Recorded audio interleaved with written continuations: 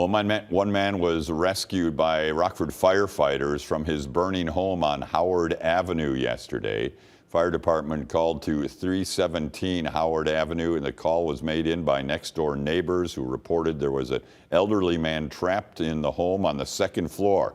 When firefighters arrived, they saw a man hanging out the second floor window and smoke pushing out behind him. Crews got a ladder to rescue the man, while other crews forced their way into the locked first floor doors. Once they got the doors open, flames were present. The fire was extinguished and crews pushed their way to the second floor to help with that rescue. The man was taken to Swedish American Hospital. He is said to be in a stable condition. No other injuries were reported. The cause of the fire is under investigation.